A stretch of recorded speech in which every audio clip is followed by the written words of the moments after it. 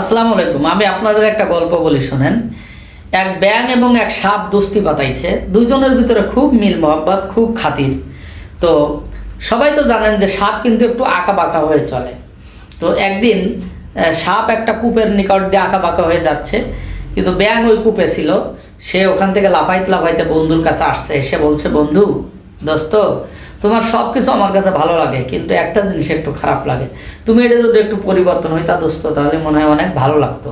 সাপ বলছে, কোনটা?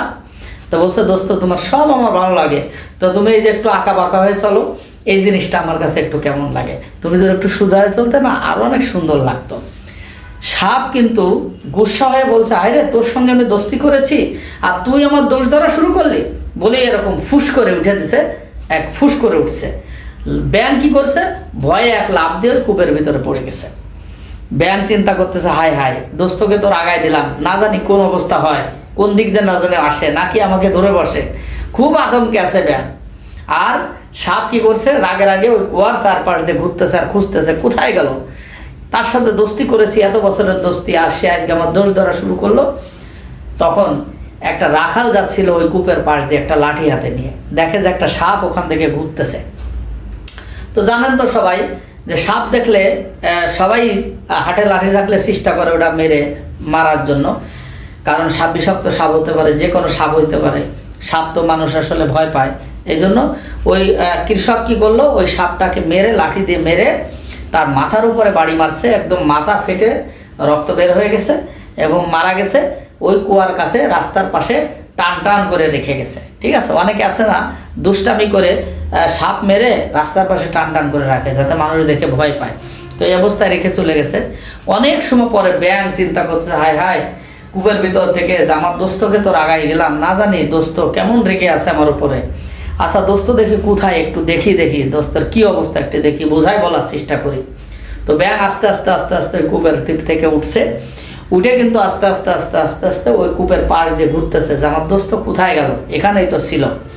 তো দেখে, দূর থেকে দেখে যে দোস্ত কিন্তু সোজা হয়ে পড়ে আছে।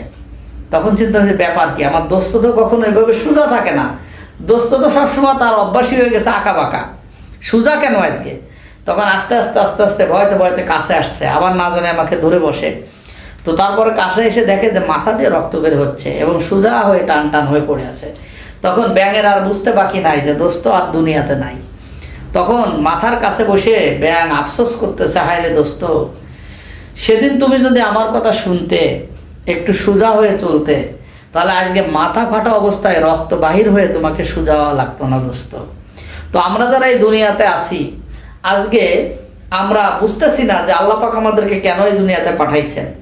এই যে আল্লাপাক অগণিত নবী রাসূলকে পাঠাইছেন, কোরআন নাজিল করেছেন, হাদিস শরীফের বর্ণনা আছে, অসংখ্য আলেম ওলামা এই পৃথিবীতে আছে, কিন্তু আজকে তাদের কথা যেই তারা বলতেছে একটু ভালোর দিকে আসো, আল্লাহকে ভয় করো, আল্লাহর হুকুম পালন করো, খারাপ কাজ করো না, সুদ ঘুষ খেও না, মানুষকে অন্যায়ভাবে ঠকায়ও না, মানুষকে কষ্ট দিও না, সৃষ্টিকর্তার উপাসনা করো, তখন ওই যে ব্যাঙের মতন যে বলছে দোস্ত একটু সোজা হয়ে চলো, যারা বলছে তাদের উপরে এরকম ফুস মারছে, বলছে, তুমি বড় আলেম হয়ে গেছো, বড় মৌলানা হয়ে গেছো মিয়া, তোমারটা তুমি ঠিক রাখো, আমি সিয়াসিত্তার হাদিস সহ সব কিছু আমার মুখস্থ আছে, কিভাবে চলতে হবে আমি জানি।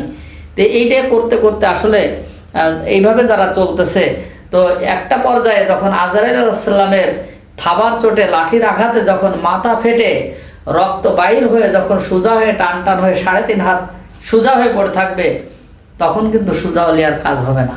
সোজা কিন্তু এই দুনিয়ার থাকতে হতে হবে, আল্লাহর হুকুম মানতে হবে, মানুষকে মূল্যায়ন করতে হবে, আল্লাহর সৃষ্টিকে ভালোবাসতে হবে, নিজেকে ভালোবাসতে হবে, সব কিছু মিলায়ে সোজা হয়ে চলতে হবে।